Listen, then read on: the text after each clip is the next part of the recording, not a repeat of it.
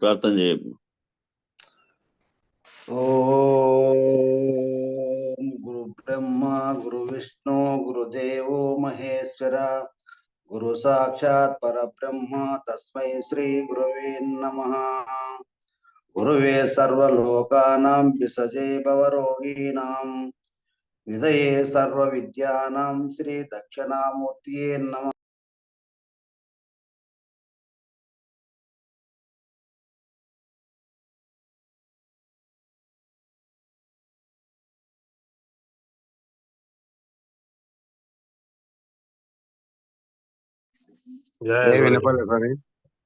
మీట్లో పడిపోయింది చూడు. మీట్లో పడిపోయిందప్పా, ఏమి వినపడలే. అదేనా. గురు బ్రహ్మ గురు విష్ణు గురుదేవో మహేశ్వర గురు సాక్షాత్ పరబ్రహ్మ తస్మై శ్రీ గురవే నమః. గురువే సర్వలోకానాం విసజే భవరోగిణాం నిధయే సర్వ విద్యానాం శ్రీ దక్షిణామూర్తియే నమః. బృహద్వాసిష్ట సిద్ధాంతం పూర్ణబోధోపదేశికం శ్రీ వెంకటేశ్వర యోగీంద్రం సద్గురుభ్యో నమో నమః. ఆత్మానాత్మ అతీతమనిశం కేవలాత్మోపదేశికం శ్రీ వేముల రామయార్య యోగీంద్రం సద్గురుభ్యో నమో నమః. క్షరాక్షరం అతీతం చ అచల పూర్ణోపదేశిక శ్రీ పూర్ణానంద పుల్లయార్య సద్గురుభ్యో నమో నమః. సర్వకాలాకాల ప్రత్యక్షం సర్వోత్తమ సుశాశ్వితం శ్రీ విరహితానంద వెంకటదాసార్య గురుంబజే. అస్మద్గురు సమారంభం కృష్ణ సాందీప మధ్యమం ఓంకారపీఠ పర్యంతం వందే గురు పరంపరం. గురు పరంపరమకు జై. సుధతీరో గురుడెంత సులభుడోయమ్మ సూటి తప్పక ముక్తి చూపించేనమ్మా. నడినాలమున దృష్టి నాటించేనమ్మా ఈడా పింగలు నడిచే విధి తెలిపేనమ్మా. సుధతీరో గురుడెంతో సులభుడోయమ్మా సూటి తప్పక ముక్తి చూపించేనమ్మా. మూడో నాడుల పైన ముక్తి ఉందమ్మా మూడు నాడుల పైన ముక్తి ఉందమ్మా. ముక్తి కాంతను గూడి ముద్దాడవమ్మా. సుధతీరో గురుడెంత సులభుడోయమ్మా సూటి తప్పక ముక్తి చూపించేనమ్మా. ఏడు కొండల పైన ఎరుక చేసమ్మా ఏడు కొండల పైన ఎరుక చేసమ్మా. మూడు మండల మూల మీద నోయమ్మా. సుధతీరో గురుడెంతో సులభుడోయమ్మా సూటి తప్పక ముక్తి చూపించేనమ్మా. గాలి మనసు దృష్టి కదులాదోయమ్మా గాలి మనసు దృష్టి కదులాదోయమ్మా. కీలు తెలిసితే ఆత్మ నీవైతివమ్మా. సుధతీరో గురుడెంతో సులభుడోయమ్మా సూటి తప్పక ముక్తి చూపించేనమ్మా. శేషాశయను నీ పదము చేపట్టవమ్మా శేషాశయను నీ పదము చేపట్టవమ్మా. శేషమ్మ గురు సేవా సేమాయమ్మా. సుధతీరో గురుడంత సులభుడోయమ్మా సూటి తప్పక ముక్తి చూపించేనమ్మా. భ్రాంతులన్నీ పోయి బయలాయనమ్మా భ్రాంతులన్నీ పోయి బయలాయనమ్మా. బారాదాసుకు అంతా భ్రమలొదిలేనమ్మా సుధతీరో గురుడెంత సులభుడోయమ్మా సూటి తప్పక ముక్తి చూపించేనమ్మా సూటి తప్పక ముక్తి చూపించేనమ్మా. బోలో సద్గురు మహారాజ్ కి జై. శ్రీ పూర్ణానంద పల్లయారులకు జై. శ్రీ విరీతానంద వెంకటదాసార్యులకు జై. జై.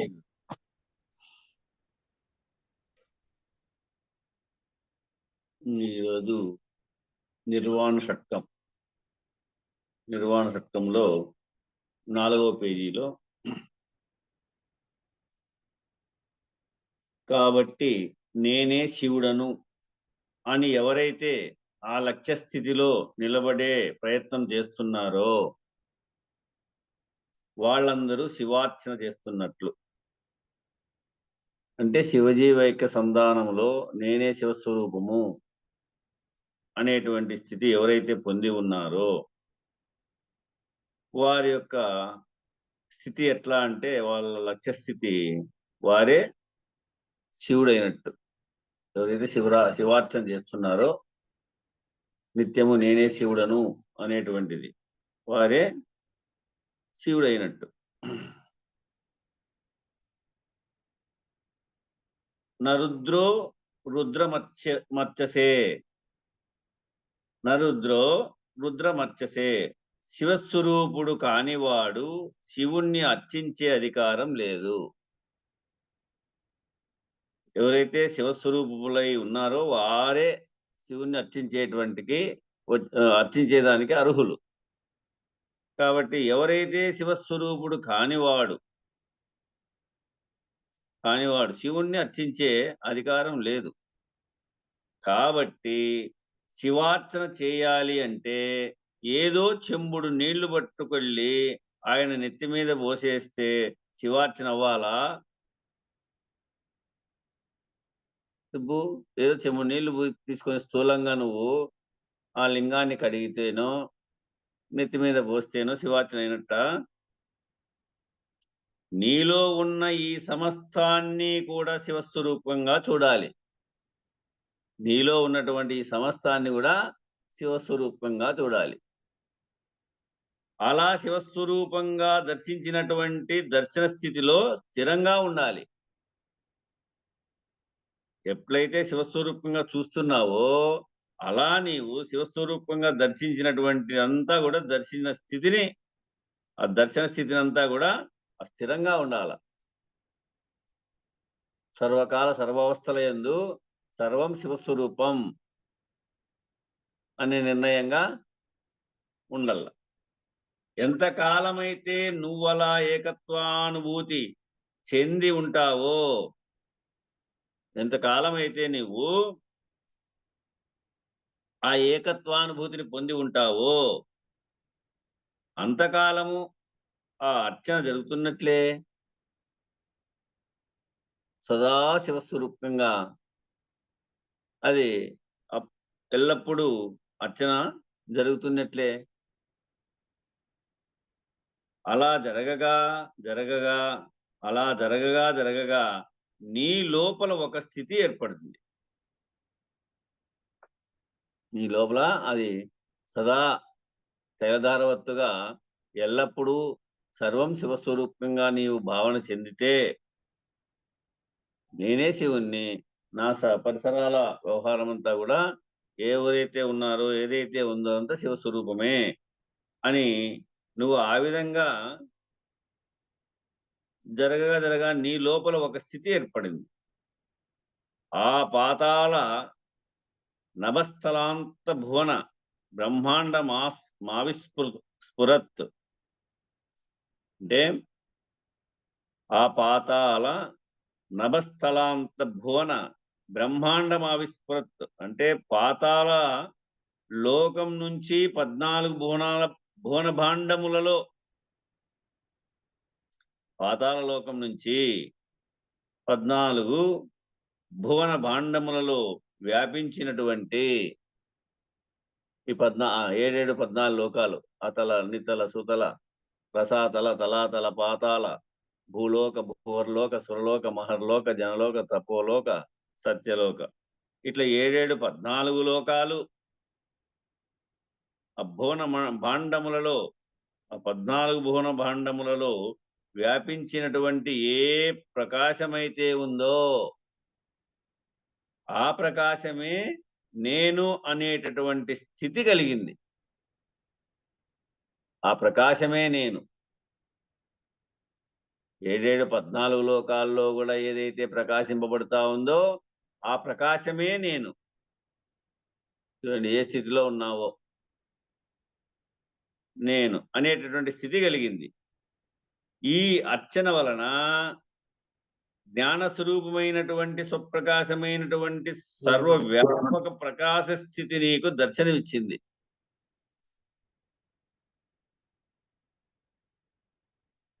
అంటే చూడబడింది, తెలియబడింది, నిర్ణయింపబడింది అనే నిర్ణయం. ఈ అర్చన వలన ఆ ఏ ప్రకాశమైతే ఉందో ఆ ప్రకాశమే నేను అనేటువంటి స్థితిలో ఉందో అదే నిజార్చన.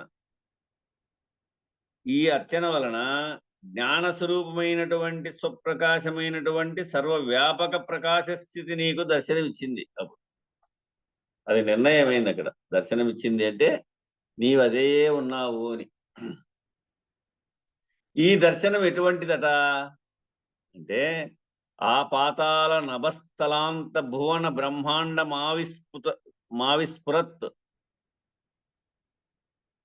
ఈ అనంత బ్రహ్మాండము కూడా ఆ ప్రకాశ బిందువుగా ఉంది.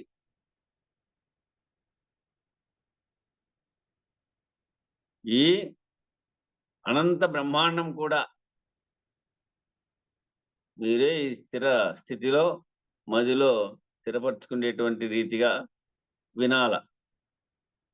ఈ అనంత బ్రహ్మాండము అంతా కూడా ఆ ప్రకాశ బిందువుగా ఉంది. చూడండి, అంటే ఏం దాటిపోయావు ఇప్పుడు? మీరు తలంపు చేసుకోమని చెప్తున్నాడు.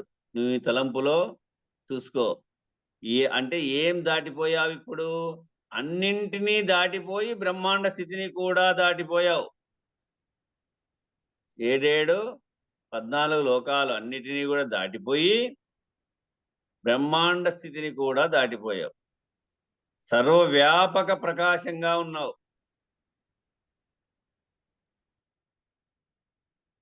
ఇప్పుడు సర్వవ్యాపక ప్రకాశంగా ఉన్నావు. సోలార్ నెట్వర్క్, సౌర కుటుంబాన్ని దాటిపోయావు. మొత్తం సౌర కుటుంబంతో కూడిన సమస్తము కూడా నీ ప్రకాశంలో ఒక బిందువుగా తోచింది. మొత్తం సౌర కుటుంబంలో ఆ సౌర కుటుంబంతో కూడినటువంటి సమస్తము కూడా నీ ప్రకాశంలో, నీవే ఆ ప్రకాశమై ఉన్నావు. 14 భువనాలను ఏదైతే ప్రకాశింపజేస్తా ఉందంటే 14 లోకాలను ఏదైతే ప్రకాశింపజేస్తా ఉందో ఆ ప్రకాశమే నీవు. కాబట్టి సమస్తము కూడా నీ ప్రకాశంలో ఒక బిందువుగా తోచింది. ఇదంతా కూడా 14 భువనాలు నీ యొక్క ప్రకాశంతోనే తోస్తా ఉంది. ఇది బిందువుగా తోచింది. అదిట యథార్థ శివస్వరూపం. ఇప్పుడే నీకు ఇక్కడే దర్శించు ఆ యథార్థ స్వరూపాన్ని. కాబట్టి అనంత విశ్వము కూడా అందులో భాగమే అయి ఉంది. అనంత విశ్వము అందులో భాగమయ్యే ఉంది. ఎటువంటి జ్యోతిర్లింగం అది? అనంత విశ్వం. ప్రకాశ శబ్దంతో ఉచ్చరించబడేటువంటి సమస్తము కూడా ఆ జ్యోతిర్లింగంలోనే అంశీభూతములై ఉన్నాయి. ఈ శబ్ద బ్రహ్మం ఉందే, ఆ ప్రకాశ శబ్దంతో ఉచ్చరింపబడేటువంటి సమస్తము కూడా ఆ జ్యోతిర్లింగంలోనే అంశీభూతములై ఉన్నాయి. సమస్త నక్షత్రాలు, సమస్త ఖగోళ చరా రాసులు, సమస్త ఖగోళాలు చూడు, సమస్త నక్షత్రాలు, ఖగోళ చరా రాసులు, చరరాశులు, జీవరాశులు అన్నీ కూడా ఒకే జ్యోతిర్లింగంలో భాగములై ఉన్నాయి.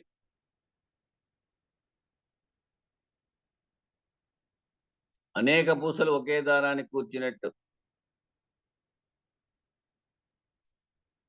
ఒకే జ్యోతిర్లింగంలో భాగములై ఉన్నాయి. అటువంటి బ్రహ్మాండ స్వరూపాన్ని, అటువంటి విశ్వస్వరూపాన్ని ధరించి ఇది జ్ఞాన పద్ధతి. ఈ రకమైన దర్శన స్థితిలో ఎవరైతే లయమైపోయి ఉన్నారో అటువంటి బ్రహ్మాండ స్వరూపాన్ని, అటువంటి విశ్వస్వరూపాన్ని ధరించి ఈ జ్ఞాన పద్ధతి, ఈ రకమైనటువంటి దర్శన స్థితిలో ఎవరైతే ఉన్నారో, లయమై ఉన్నారో, సా దర్శన స్థితి ఎలా వస్తుంది?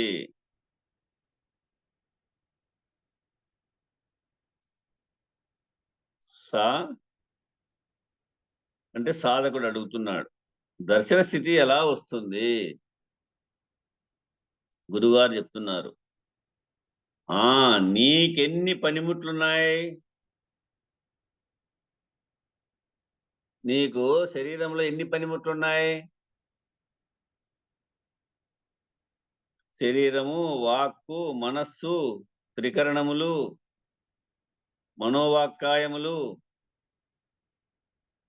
ఈ మూడింటిని విరమించడం తెలిసినటువంటి వాడివి. ఈ మూడింటిని విరమించడం తెలిసినటువంటి వాడికి ఈ మూడింటిని పట్టుకెళ్ళి హృదయస్థానంలో నిలపగలిగినటువంటి వాడికి ఈ శరీరంలో వాక్కు, మనస్సు, ఈ మనోవాక్కాయాలు, మనసు, వాక్కు, శరీరం, ఈ మూడింటిని అంటే సూక్ష్మ శరీరం అంటే ఈ మూడింటిని విరమించడం తెలిసినటువంటి వాడికి, ఈ మూడింటిని పట్టుకెళ్ళి హృదయస్థానంలో నిలపగలిగినటువంటి వాడికి ఆ హృదయస్థానంలో ఉన్నటువంటి స్వరూప జ్ఞాన దర్శనం చేత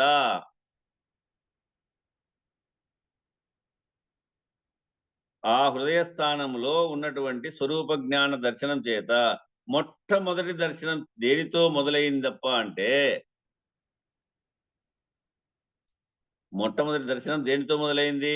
హృదయస్థానంలో ఉన్న నీ చైతన్య స్థితి, హృదయస్థానంలో ఉన్నటువంటి నీ చైతన్య స్థితి యొక్క దర్శనం. ఫస్ట్ నీ హృదయంలో ఉన్నటువంటి చైతన్య స్థితిని దర్శనం చేసుకో. ఆ పైన మెట్లు ఎక్కి 14 భువనాలను ఏదైతే ప్రకాశింపజేస్తా ఉందో ఆ ప్రకాశమే నీవై వాటిని నీవు తెలియబడేటువంటి స్థితికి ఏర్పడు. స్వప్రకాశ దర్శనం చేత దర్శన సిద్ధి ప్రారంభమవుతుంది. అప్పుడు స్వప్రకాశ దర్శనం చేత ఆ దర్శన సిద్ధి ప్రారంభమవుతుంది. అప్పుడు జ్ఞానం ప్రారంభమయ్యేది ఈ దర్శన సిద్ధి ద్వారానే ప్రారంభమవుతుంది. నువ్వు అటు చూస్తూ చూస్తూ జ్ఞానం కూడా ప్రారంభమయ్యేది ఈ దర్శన సిద్ధి ద్వారానే ప్రారంభమవుతుంది. కాబట్టి జ్ఞానానికి తొలిమెట్టు ఏమిటన్నారు? జ్ఞానానికి తొలిమెట్టు ఏదప్ప అంటే ఆత్మ సాక్షాత్కార జ్ఞానం, తన్ను తాను తెలియబడడం, ఆత్మ సాక్షాత్కార జ్ఞానం. మిగిలినవన్నీ ఈ ఆత్మ సాక్షాత్కార జ్ఞానంలో భాగాలే. ఇక మిగిలినవన్నీ కూడా ఈ ఆత్మ సాక్షాత్కార జ్ఞానంలోనే ఉండేటువంటి భాగాలే. కాబట్టి ఆత్మ సాక్షాత్కార జ్ఞానం ఎక్కడ లభిస్తుంది అంటే, ఆ ఆత్మ సాక్షాత్కార జ్ఞానము ఎక్కడ లభిస్తుంది అంటే గుర్తుపెట్టుకోవచ్చు, నీ హృదయ స్థానంలోనే, బయట ఎక్కడా లభించదు. ఆ హృదయం శుద్ధి అయితే అది తెలియబడుతుంది. దాంట్లో విషయవాసనలన్నీ ఉంటే తెలియబడదు. కాబట్టి నువ్వు ఎప్పటికప్పుడు ఏం చేయాలట? నా ఆత్మ సాక్షాత్కారం కావాలి అంటే నువ్వు ఎప్పటికప్పుడు ఏం చేయాలా? నీ మనస్సుని, నీ వాక్కుని, నీ శరీరాన్ని, ఈ మూడింటిని కూడా వెనక్కి తీసుకునేటటువంటి సమర్థతని కలిగి ఉండాలి. వాటి త్రోవణ వైపు పోకోకుండా మనోవాక్కాయములు, ఆ శరీరం, ఈ మూడింటిని కూడా వెనక్కి తీసుకునేటటువంటి సమర్థతని కలిగి ఉండాలి. వాటి దావనవి పోతా ఉంటాయి. మనసు, వాక్కు, ఈ శరీరము ఏదేదో మాయా ప్రపంచంలో ఇరుక్కుపోయింది కాబట్టి వాటి యందు ప్రమేయం కలిగి జన్మ జన్మల నుంచి కూడబెట్టుకోండి ఇది కాబట్టి దాని ప్రభావంతో అది పనిచేస్తా పోతుంది. అట్లా పోనీకోకుండా నీ ఆధీనంలో ఉండేటట్టుగా ప్రయత్నం చేసుకోవాలి. మూడింటిని కూడా వెనక్కి తీసుకునేటటువంటి సమర్థతని కలిగి ఉండాలి. పరుగు 10 రకాలుగా పరుగులు పెడతా ఉంటుంది. పరుగులు పెట్టుకోకుండా కట్టేయబడే స్థితి కావాలి. సంయమించగలిగే సమర్థతని కలిగి ఉండాలి. ఆ ఓపిక పోతాది. రుచిపైనో, శబ్దంపైనో, దేని మీద స్పర్శపైనో అనేకంగా ప్రాకుతాది. అది ప్రాకేటువంటి దాన్ని నీవు నీ ఆధీనంలో పెట్టుకోవాలి, కట్టేయబడాలి. అందుకు సంయమించగలిగేటువంటి సమర్థతని కలిగి ఉండాలి. ఇలా ఎవరైతే హృదయ స్థానానికి చేరగలుగుతున్నారో ఈ సాధన ద్వారా, ఇలా ఎవరైతే హృదయ స్థానానికి చేరగలుగుతున్నారో సాధన ద్వారా, ఈ విరమించడం అనే యోగ సాధన ద్వారా ఏమయ్యాడు వాడు? ఈ విరమించడం అనేటువంటి యోగ సాధన ద్వారా ఏమయ్యాడు వాడు? జ్ఞానాన్ని పొందటానికి, ఆ స్వస్వరూప సాక్షాత్కార జ్ఞానాన్ని పొందటానికి అధికారి అయ్యాడు. వీడే సాధన సంపత్తి కలిగినటువంటి సాధకుడు.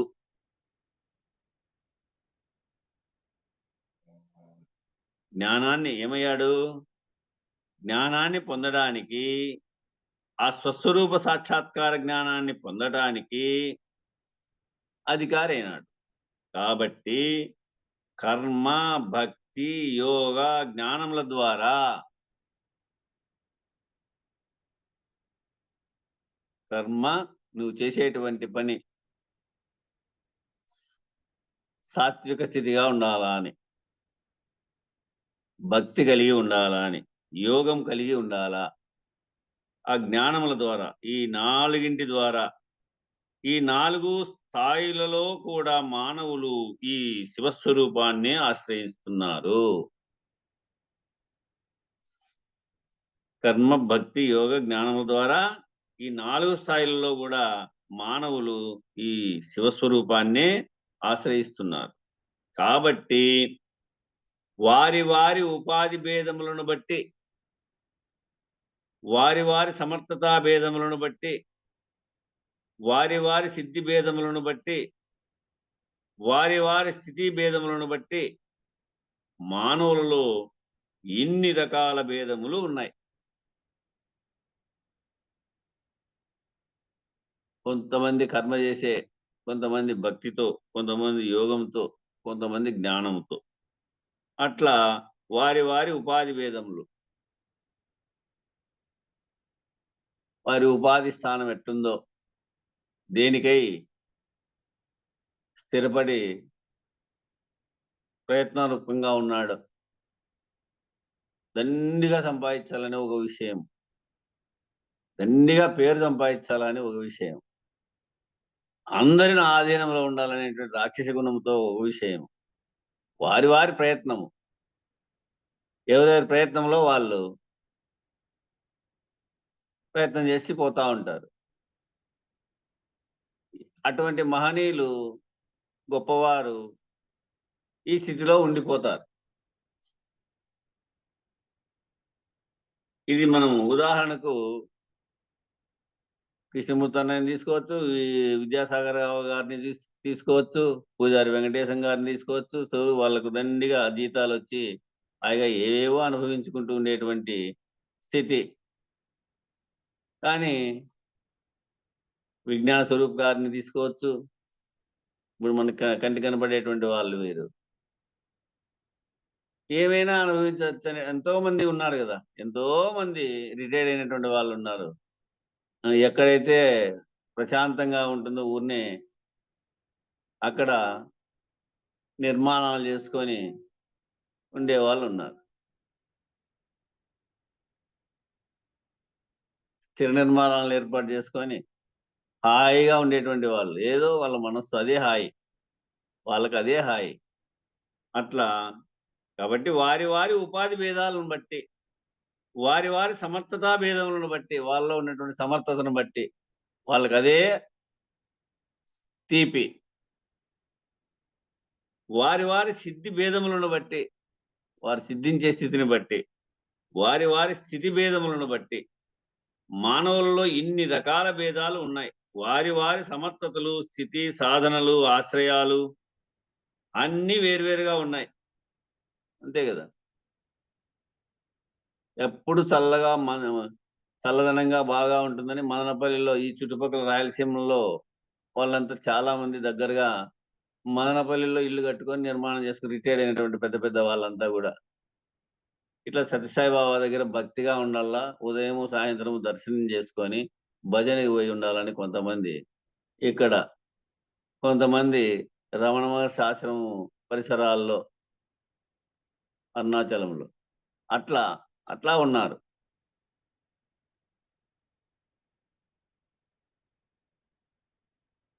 ఈ విధంగా వారి వారి సమర్థతలు, స్థితి, సాధనలు, ఆశ్రయాలు అన్ని వేరువేరుగా ఉన్నాయి. కాబట్టి ఇన్ని భేదములుగా మానవులు ఉండబట్టే ఇన్ని రకాల మార్గాలు చెప్పవలసి వచ్చింది. ఇవన్నీ కూడా మనకు బృహద్వాసిష్టంలో తెలియవచ్చారు. ఇన్ని విధాలుగా ఒక్క జ్ఞాన మార్గమే చెబితే ఏమంటావు? నా వల్ల కాదంటావు. ఒక జ్ఞాన మార్గమే చెప్పినామనుకో ఏమంటావు నువ్వు? నా వల్ల కాదంటావు. కాబట్టి ఉత్తమమైనటువంటి స్థాయి కలిగినటువంటి, ఉత్తమమైనటువంటి స్థితి కలిగినటువంటి, ఉత్తమమైనటువంటి స్థాయి నీలో కలగాలంటే ఈ విచారణ అంతా నీకు తెలియవర్తల్లా. ఆ ఉత్తమమైనటువంటి స్థాయి కలిగినటువంటి, ఉత్తమమైనటువంటి స్థితి కలిగినటువంటి, అనేక జన్మార్జితంగా సాధనా ఫలం ఫలించినటువంటి వాడికి ఇది ఉండాలి చూడండి. అనేక జన్మార్జితంగా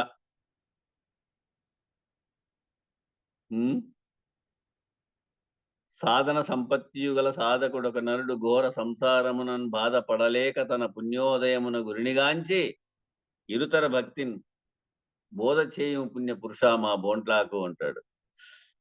అంటే గత జన్మ సంస్కార ఫలము, అనేక జన్మార్జితంగా సాధనా ఫలం ఫలించినటువంటి వాడికి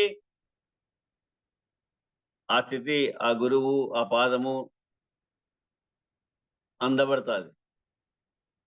ఈ ఒక్క జన్మలోనే సాధన చేయడం లేదుగా. అనేక జన్మలుగా నువ్వు జ్ఞానాన్ని, అజ్ఞానాన్ని పొందావు. అది అనేక జన్మలుగా నీ ఎంట అంటిపెట్టుకునే ఉంది. అది జ్ఞానాజ్ఞానాలు. జ్ఞానాన్ని అజ్ఞానాన్ని పొందావు. ఆ జ్ఞానం అంతా ఎక్కడి నుంచి వచ్చింది? ఆయా సాధనా ఫలంగా వచ్చింది, నీ యొక్క ప్రయత్న రూపంగా వచ్చింది. ఒక ఆయనకి ఒక్క మాట చెప్పగానే వెంటనే ఆ పని చేయడం చేతనైంది. ఏదన్నా ఒకరికి ఓ మాట చెప్పగానే వెంటనే ఆ పని చేయడం చేతనైతుంది. మరొక ఆయనకి కొంచెం టైం పట్టింది. మరొక ఆయనకి ఏమైంది? కొంచెం టైం పట్టింది, దాని మీద అవగాహన లేక. ఇప్పటికీ ఆజ్ఞాపత్రం పొందినటువంటి వారు కూడా 3 మంత్రాలు చెప్పే స్థితిలో లేరు. కొంతమంది, చాలా మంది ఉన్నారు. దాన్ని మర్చిపోయి ఉట్టి మీద పెట్టినారు కదా. ఒక్క మాట చెప్పగానే వెంటనే ఆ పని చేయడం చేతనైంది కొంతమందికి. శ్రద్ధ, పట్టుదలతో, శ్రద్ధతో, అదే పట్టు విడవకోకుండా, గుట్టు మరవకోకుండా దిట్ట స్థితిని పొందేటువంటి వారు కొంతమంది. మరొక ఆయనకి కొంచెం టైం పట్టింది, ఇంకొక ఆయనకి ఇంకా టైం పట్టింది, ఇంకొక ఆయనకి ఏమో ఈ జన్మకు సాధ్యం అవుతుందో కాదో అనే సందేహం ఏర్పడింది. ఏమో ఈ జన్మకు సాధ్యం అవుతుందో కాదో అనేటువంటి సందేహం ఏర్పడింది. కాబట్టి మరి ఏమిటి భేదం? అందరూ మానవులేగా. మరి ఏమిటి భేదము? అందరూ మానవులే. అందరికీ జ్ఞానేంద్రియాలు ఉన్నాయి కదా, కర్మేంద్రియాలు ఉన్నాయి, వ్యవస్థ అంతా ఒక్కటిగానే ఉంది. అందరికీ జ్ఞానేంద్రియాలు ఉన్నాయి, కర్మేంద్రియాలు ఉన్నాయి, బాహ్యేంద్రియాలు అంటారు వీటిని. ఈ బాహ్యేంద్రియాలు ఏమో అందరికీ ఉన్నాయి కదా. ఆ వ్యవస్థ అంతా ఒకటేగా, తేడా ఏం లేదుగా. తేడా ఏమన్నా ఉందా? అందరికీ ఉన్నాయి, అందరూ మానవులే. కానీ వాడికి ప్రాప్తించినటువంటి జ్ఞానాజ్ఞానముల యొక్క బరువు వల్ల ఉంది. వారికి ఏది ప్రాప్తించిందో, ఇది నాకు గత సంస్కారం ఫలము చేతనే నాకు ఇటువంటి జ్ఞానం లభ్యమైంది, నేను ఈ త్రోవలో ఉన్నాను, దాన్ని విడిస్తే ఇంక నేను లేను, మునిగిపోతా. ఏమిట్లో? అజ్ఞానంలో మునిగిపోతావు. జ్ఞానాజ్ఞానముల యొక్క బరువు వల్ల ఉంది ఇదంతా. నువ్వు నిజమునగడు వేరు, అది అచల స్థితి. వాడెంత అజ్ఞాన భావంతో ప్రాప్తింప చేసుకొని ఈ జన్మలో శరీర ధారణ చేయడో, వాడెంతైతే అజ్ఞాన భావంతో ప్రాప్తింపజేసుకొని అదంతా మూట కట్టుకొని ఈ జన్మలో శరీర ధారణ చేశాడో, ఆ అజ్ఞానం వలన ఈ జన్మలో ఈ శరీర ధారణ చేసినాడో అజ్ఞానం భావంతో, వానికి అదే ప్రాప్తించింది, అదే చేస్తున్నాడు పాపము. ఆ అజ్ఞానం వలన తెలుసుకున్నప్పటికీ కూడా దాన్ని అనుసరించి విచారణ చేసి, తెలుసుకున్నప్పటికీ దాన్ని అనుసరించి విచారణ చేసి ఆశ్రయించగలిగేటువంటి సమర్థత ఉండదు. దాన్ని మూట కట్టుకొని వచ్చాడు కాబట్టి ఎవరు చెప్పినా వినడు. ఆయనకి అదే తీపి, దాన్నే ప్రాప్తించి వచ్చినాడు కాబట్టి, అదే ప్రాప్తంగా వచ్చాడు కాబట్టి, తెలుసుకున్నప్పటికీ కూడా దాన్ని అనుసరించి విచారణ చేసి ఆశ్రయించగలిగేటువంటి సమర్థత ఉండదు. ఎందుకని అంటే అజ్ఞానం, భ్రాంతి, మూఢత్వమే ప్రధానంగా ఉంది. అదే బలీయంగా ఉంది, బలంగా ఉంది. అజ్ఞానము, భ్రాంతి, మూఢత్వమే ఆయనకు ప్రధానంగా ఉంది.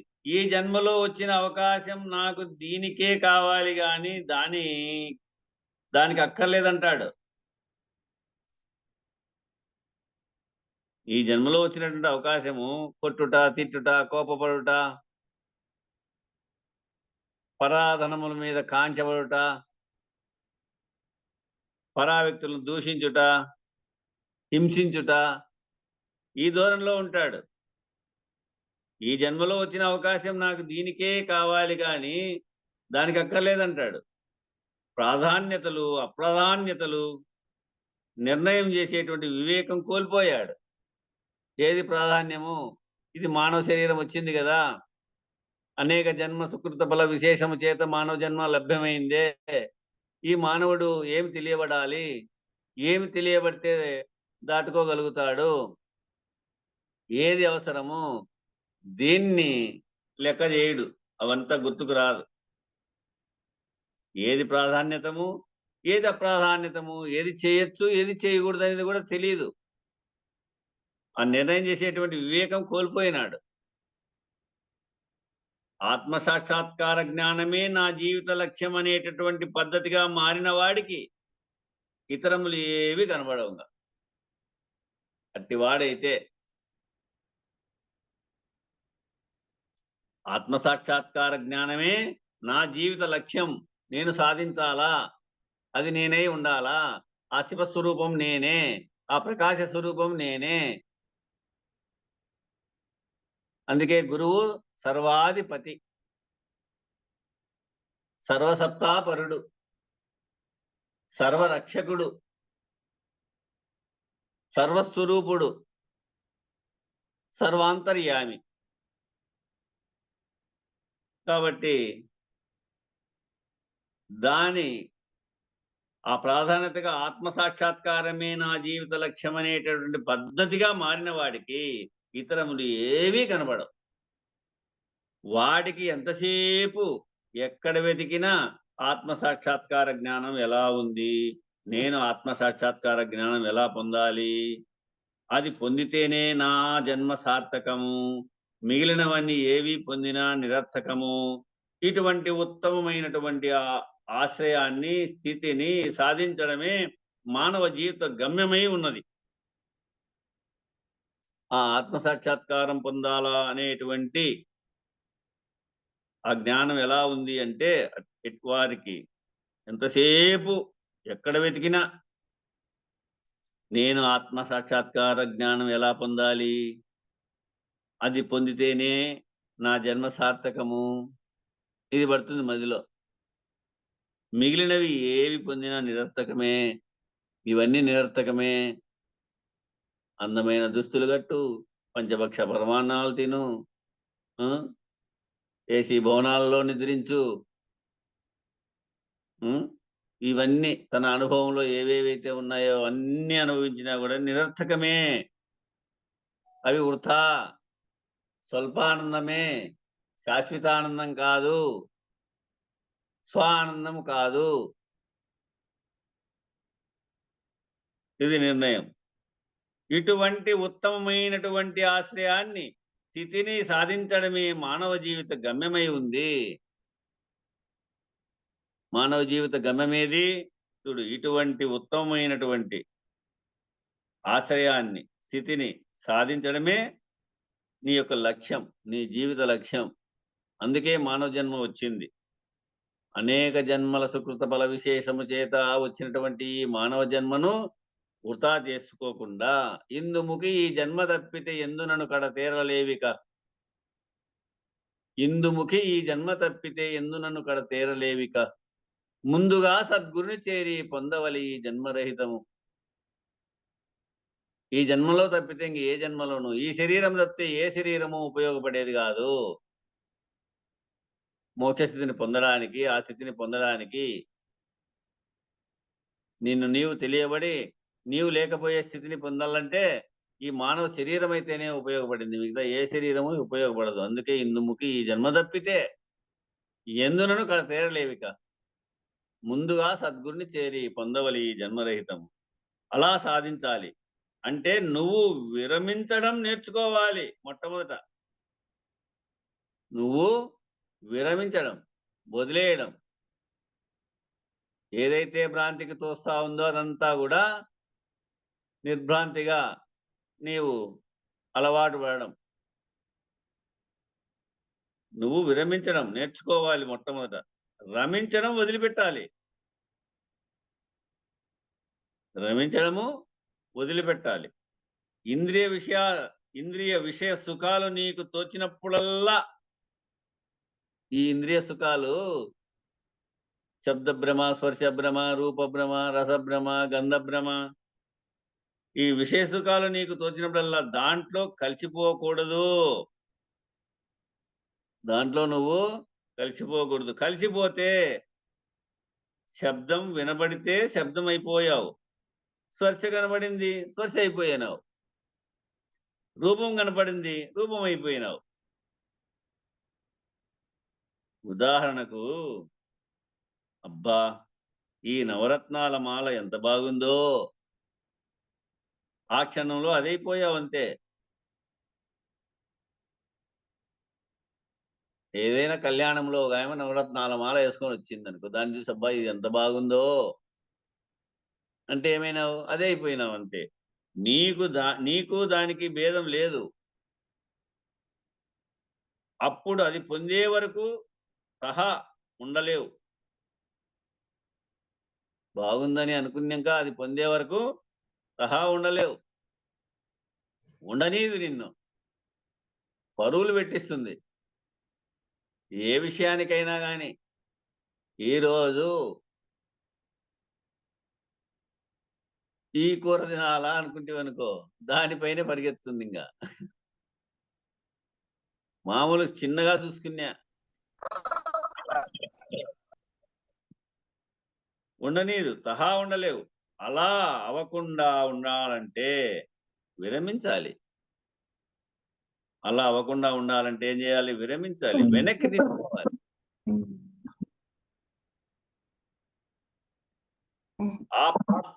ఆ పాతాల నభస్థలాంత బ్రహ్మాండమా విస్ఫురాత్ అయినటువంటి సర్వవ్యాపక ప్రకాశాన్ని నేనైతే, అవన్నీ నేనే కదా అనుభవిస్తా ఉండేది, ఆ ప్రకాశం అంతా నాదే కదా. చూడండి, అదే శృతిని మళ్ళా తీసుకొచ్చి పెట్టారు. ఆ పాతాల నభస్థలాంత బ్రహ్మాండమా విస్ఫురత్ అయినటువంటి ఆ యొక్క 14 లోకాల ప్రకాశ స్థానము నాదే, నేనే ఉన్నాను అయినటువంటి సర్వ వ్యాపక ప్రకాశాన్ని నేనైతే, ఇప్పుడు ఈ నవరత్నాల మాల నేననుకుంటున్నాను. ఈ మాల నేనెలా అవుతాను? భూగర్భంలో దొరికే 9 రాళ్ళు, ఈ భూగర్భంలో దొరికేటువంటి ఈ 9 రాళ్ళు, వజ్ర, వైడూర్య, మణి, మాణిక్య, గోమేదిక, పుష్యరాగ, ఇవి 9.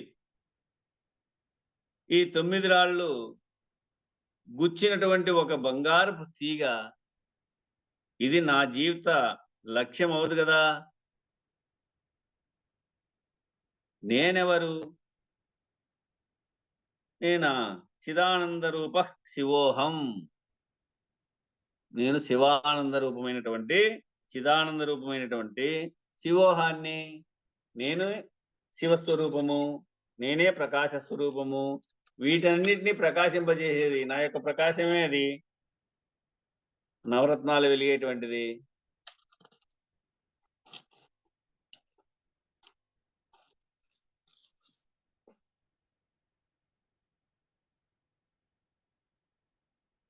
ఒక రకంగా ఈ నిర్వాణ షట్కం మంత్రోపాసన చేయడానికి అధికారిత్వాన్ని కల్పిస్తుంది. ఈ నిర్వాణ షట్కము ఏం చేస్తుంది అంటే మంత్రోపాసన చేయడానికి అధికారిత్వాన్ని కల్పిస్తుంది. నువ్వు మంత్రోపాసన చేయాలంటే, ఆ స్థితిని పొందాలంటే అధికారి అవుతావు. ఈ నిర్వాణ షట్కం వల్ల నీకు మంత్రోపాసన చేయడానికి అధికారిత్వం వస్తుంది, అధికారి అవుతావు. ఎవరైనా ఏం జపం చేయాలండి అంటే, గురువు ద్వారా మంత్రోపదేశం లేని వాళ్ళు కూడా ఈ చిదానంద రూప శివోహం శివోహం అనేటటువంటి దాన్నే మంత్రజపంగా స్వీకరించవచ్చు. ఒకవేళ గురువు దగ్గర ఉపదేశం పొందలేదు లేని వాళ్ళు కూడా ఈ చిదానంద రూప అంటే శివోహం శివోహం అనేటటువంటి దాన్నే మంత్రజపంగా స్వీకరించవచ్చు. శివ సాక్షాత్కారాన్ని కలిగించేటటువంటి గొప్ప మంత్రం ఇది. శివ సాక్షాత్కారాన్ని కలిగించేటటువంటి గొప్ప మంత్రం ఇది. చిదానంద రూప శివోహం శివోహం. కాబట్టి నిరంతరాయంగా ఈ జపస్థితిని కలిగి ఉండాలి. నిరంతరంగా ఈ విరమించడంలో ఆంతరిక సాధనలు కలిగి ఉండాలి. నిరంతరము ఈ చెడంతా పోవాలంటే మంచి పోస్తా ఉండాలి. మంచినీళ్ళు పొయ్యిగా చెడు నీళ్ళన్నీ మంచినీళ్ళుగా క్లారిటీగా కనబడతాయి.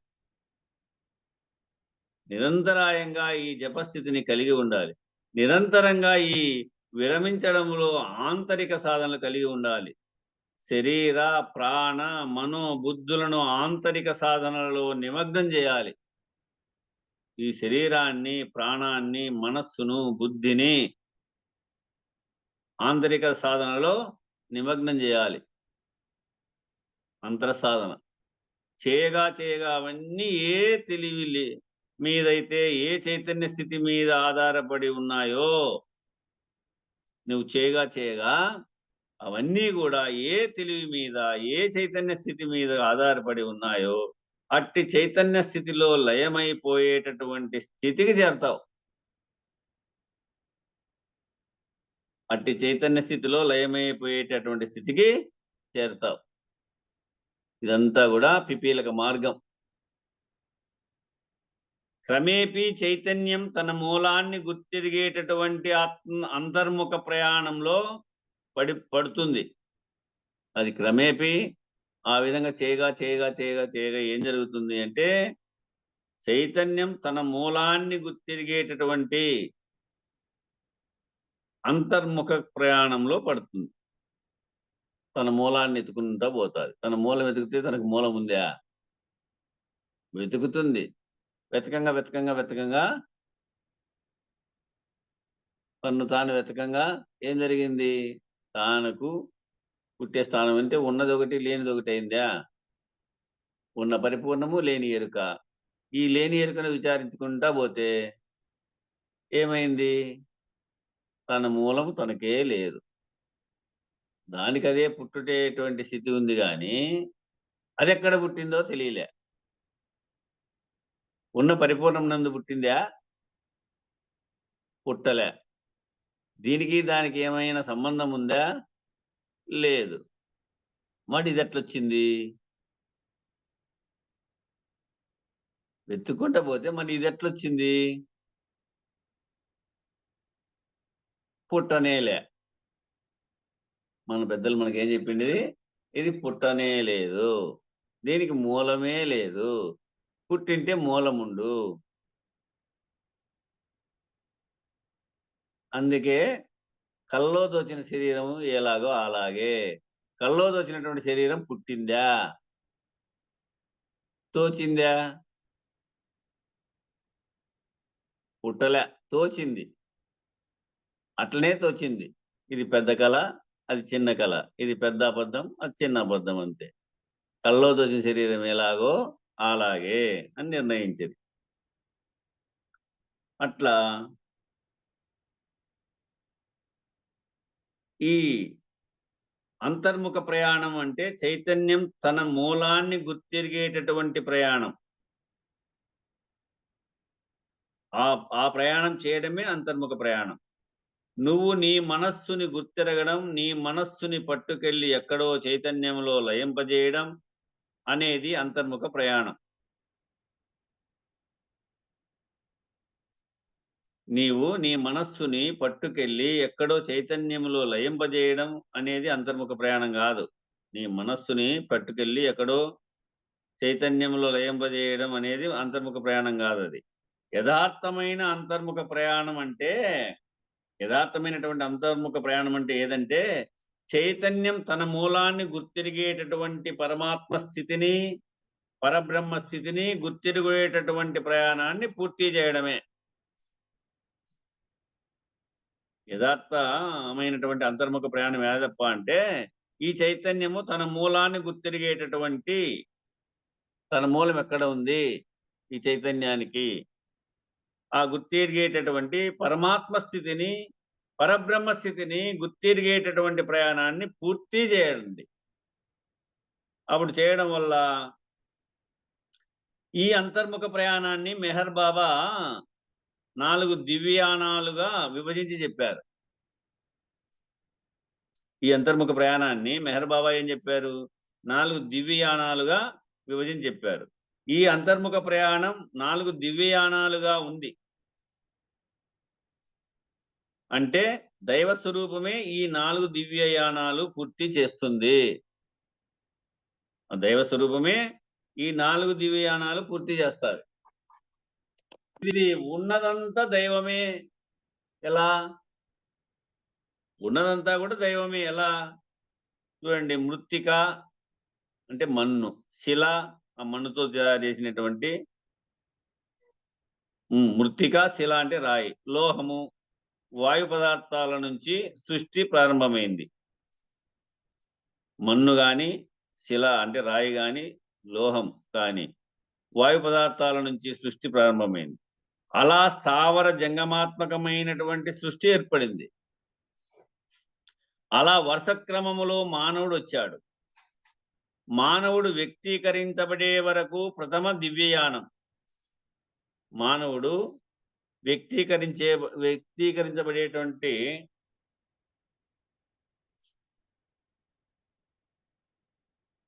చూడు, ఉన్నదంతా దైవమే. ఎలా ఉన్నదంతా దైవం అంటే మృత్తిక, శిల, లోహము వాయు పదార్థాల నుంచి సృష్టి ప్రారంభమైంది. అలా స్థావర జంగమాత్మకమైనటువంటి సృష్టి ఏర్పడింది.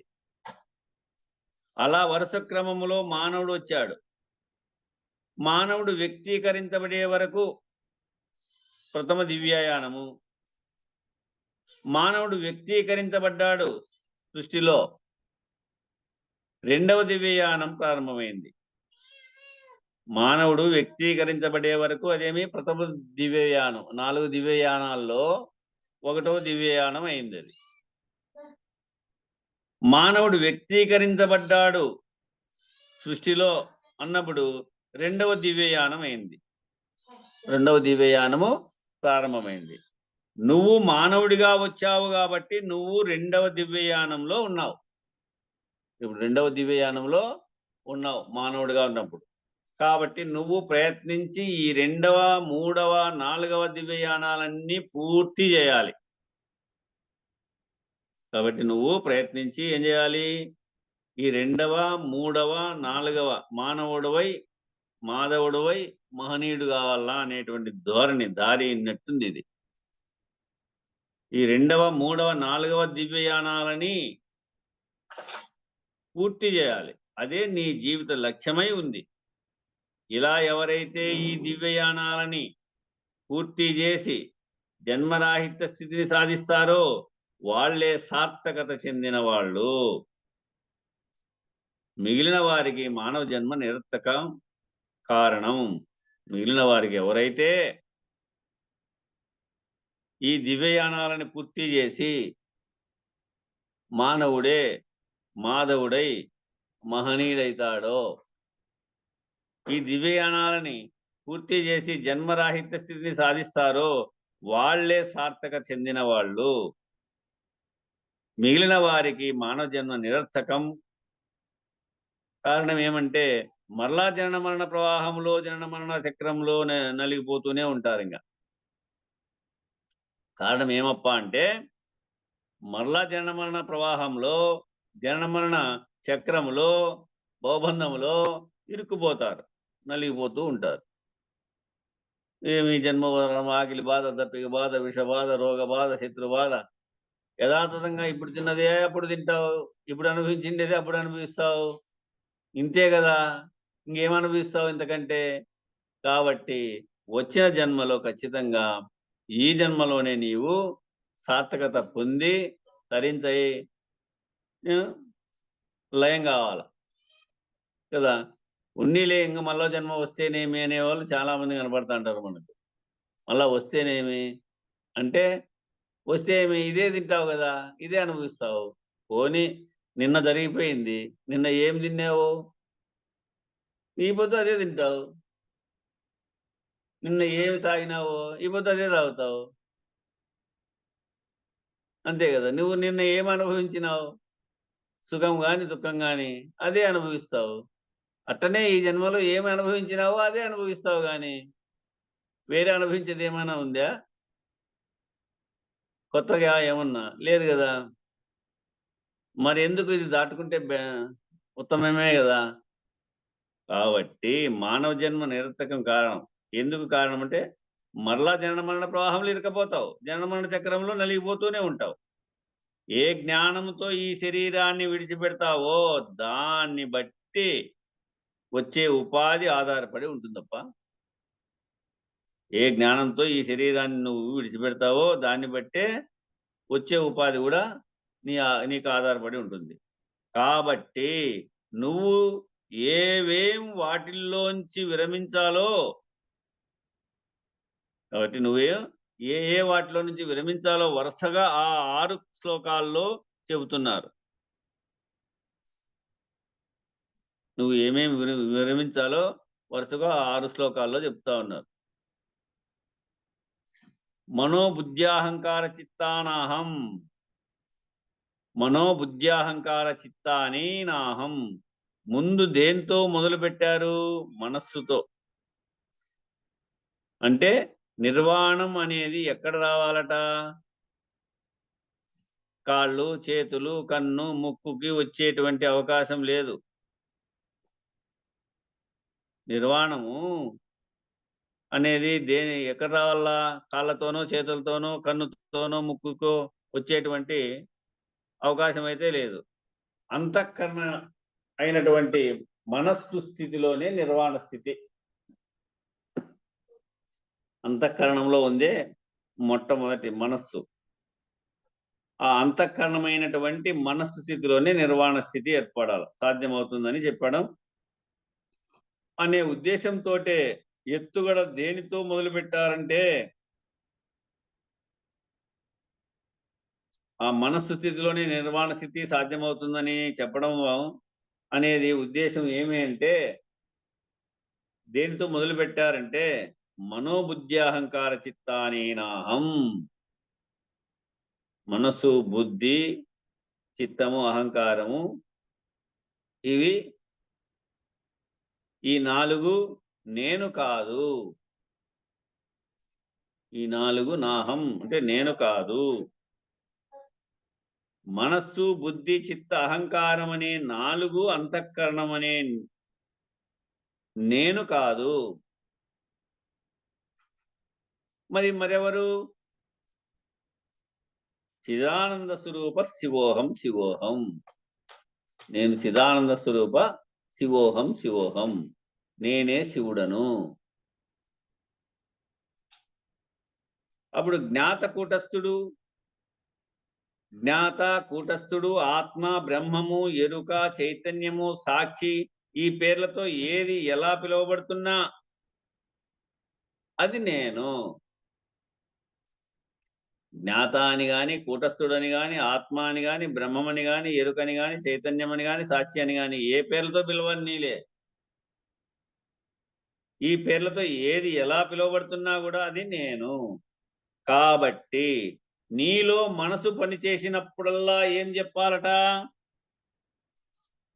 నీలో మనస్సు పనిచేసినప్పుడల్లా ఏం చెప్పాలా? దానికి ఇప్పుడు వెంటనే కొద్దిగా ఫుల్ స్టాప్, రెడ్ లైట్ చూపెట్టాలన్నమాట. దానికి మనస్సులో ప్రేరేపిస్తా ఉంటుంది. ఫలానాది కావాలా, నేను అది పొందాలా అని ప్రేరేపిస్తా ఉంటుంది. ఆ ప్రేరేపించేదానికి ఏం చెప్పాలంట? నీలో మనసు పనిచేసినప్పుడల్లా ప్రమేయం ఉంటుందని. మనసు ప్రమేయం ఏం పని చేస్తాదో అది చూడు, నీకే అంతర్ముఖంగా అర్థమవుతా ఉంటుంది. కాబట్టి నీలో మనసు పనిచేసినప్పుడల్లా ఏం చెప్పాలటది? దానికి ఇప్పుడు వెంటనే కొద్దిగా పులి స్టాప్ చెప్పాల. తట్టుకో, కొంచెం వ్యవధిచ్చి పులి స్టాప్ చెప్పేసి పక్కకు పోతే దాని ప్రేరణ తగ్గుతుంది. ఆ ప్రేరేపించడం తగ్గుతుంది. కొద్దిగా పులి స్టాప్ పెట్టి రెడ్ లైట్ చూపెట్టాలన్నమాట. ఆ ప్రయాణానికి స్టాప్ రెడ్ లైట్. చూడండి, రెడ్ లైట్ వేస్తే మనం ప్రయాణం చేయకూడదు, అవతలికి ఈడేస్తా. ఎక్కడ సిగ్నల్లో రెడ్ లైట్ వేస్తారు, ట్రాఫిక్ సిగ్నల్లో రెడ్ లైట్ వేస్తారు, లేదా రైల్వే గేట్ దగ్గర రెడ్ లైట్ వేస్తారు. అటుకి స్టాప్ ప్రయాణం. అట్లా రెడ్ లైట్ చూపెట్టాలన్నమాట. దానికి కానీ మనం మనసుకి ఇప్పుడేం చూపిస్తున్నాం?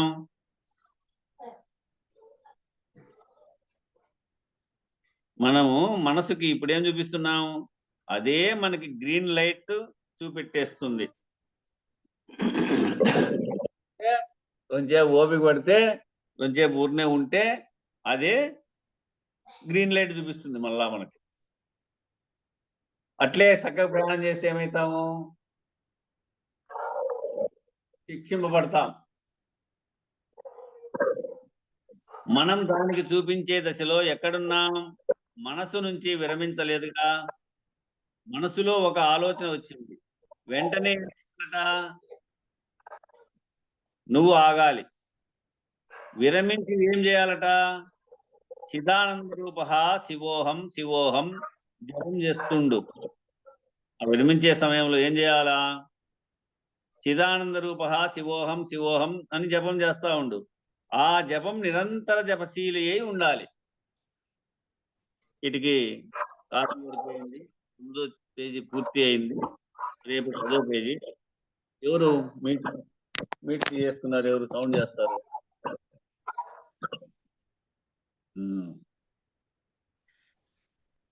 చిదాన రూప శివోహం శివోహం అని జపం చేస్తూ ఉండు. ఆ జపము నిరంతర జపశీలి అయి, తైలధారవత్తుగా నిరంతరము జపశీలి అయి ఉండాలి. బోలో శ్రీ సద్గురు మహారాజుకి జై. శ్రీ పూర్ణానంద పులయారులకు జై. జై శ్రీ ఇందుగల గురు భక్త మండలికి జై. జై గురు. మంగళం చెప్పండి. సద్గురు మహారాజ్ కి జై. సకాల దేశములందు సర్వకాలం బోల సకాల వస్తువులందు సందులేక సకాల చరాచర సాక్షి రహితుండైన సగుణ నిర్గుణ రహిత సద్గురు దేవా మంగళము మంగళము. శ్రీ పుల్లయార్య మంగళము మంగళము. శ్రీ పూర్ణానంద మంగళము మంగళము. శ్రీధర స్వామికి శిశుడై నిలసిన శివరామ దీక్షితుల సేవ చేసి భావ భావాతీత కేవల తుంబైన దేవ గురు పీఠము త్రోవ నిరిగిన స్వామి మంగళము మంగళము. శ్రీ పుల్లయార్య మంగళము మంగళము. కామ క్రోధం మూల కడ తీర్చి మనమున వేమారు కూటంగా వేసరియు స్వామి శ్రీ వేముల రామ గురువార్యుల ప్రేమతో పూజించి భూమా తెలిపిన స్వామి మంగళము మంగళము. శ్రీ పుల్లయార్య మంగళము మంగళము.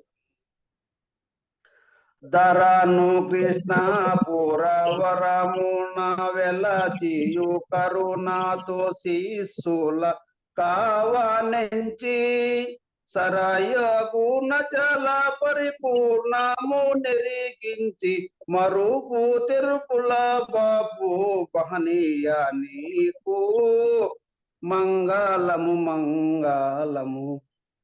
శ్రీ పుల్లయార్య మంగళము మంగళము. శంకరుండాదిగా సకాల దేశములను పొంకముగా నీదు పూజ చేసి వెంకటాచలమయ్య పొంకగా వేడగా సంకటంబులు బాపు సద్గురు దేవా మంగళము మంగళము శ్రీ పుల్లయార్య మంగళము మంగళము శ్రీ పూర్ణానంద మంగళము మంగళము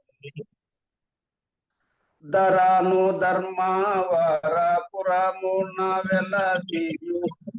వెలసిన వెంకటదాసార్య సేవ చేసి పరిపూర్ణ బోధను ఎరిగించి శిశుల ఎరుక బాపిన తండ్రి మహనీయ నీకు మంగళము మంగళము శ్రీ పుల్లయార్య మంగళము మంగళము శ్రీ పూర్ణానంద మంగళము మంగళము మంగళం శ్రీ గురుదేవాయ మహనీయ గుణాత్మనే సర్వలోక శరణ్యాయ సాధురూపాయ మంగళం.